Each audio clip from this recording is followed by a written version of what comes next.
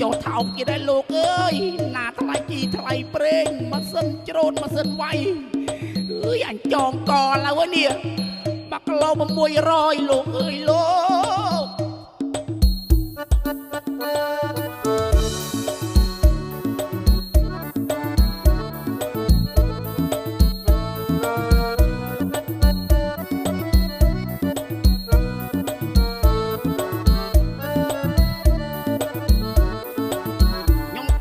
ក៏នៅកំពង់ចាម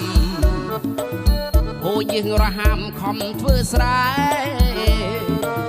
ពងទឹកបាជីបាញ់ឆ្នាំអត់លះហែអើយឥឡូវស្រាប់តែស្រូវវាចោថោកកាកំពុងពេញផើ1 គីឡូ1200បាញ់ឆ្នាំបាជីមហាត់8បេដល់ពេលស្រូវទុំវាធ្វើសេឡេអីសងគេ1 គីឡូ600អីសាំងកវាបកាពត្រាด้วยម៉ែវាស្រូវចោថោកអីសាំងកវាបកាកផ្លោកអើយស្រូវចោថោកด้วยម៉ែវាអោលោកអុកញ៉ាក្រសួងកសិកម្មសូមផ្ញើបនតាមបងប្អូនកសិករជួយរកទីផ្សារធ្វើឲ្យបានល្អអើយកុំនៅបន្ត1 គីឡូ600អីសាំងកវាបកាពត្រាអួយម៉ែវាស្រូវចោថោកអីសាំងកវាបកាកផ្លោកអើយស្រូវវាចោថោកវានៅតែថោក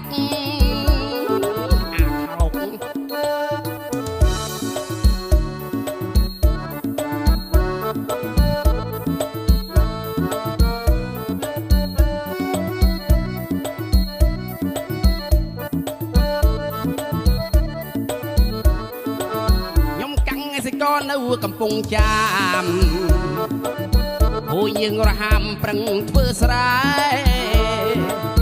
ពុំទឹកបាញ់ឆ្នាំបាជីអត់លះហែអើយឥឡូវស្រាប់តែស្រូវវាចោថោកកាលកំពុងពេញផើ1 គីឡូ1200បាញ់ឆ្នាំបាជីមហាត់8បេដល់ពេលស្រូវទុំវាធ្វើសេឡេ1 គីឡូ600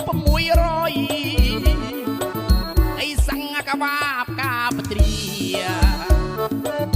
ด้วยម៉ែវាស្រូវចោថោក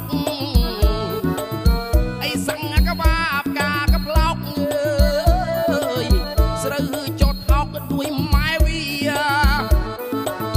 អោលោកអុកញ៉ាក្រសួងកសិកម្មសូមផ្ញើបណ្ដាំបងប្អូនកសិកររកទីផ្សារធ្វើឲ្យបានល្អអើយកុំនៅបន្ត1 គីឡូ600អីសាំងកវាបកាពត្រាด้วยម៉ែវាស្រូវវាចោះថោក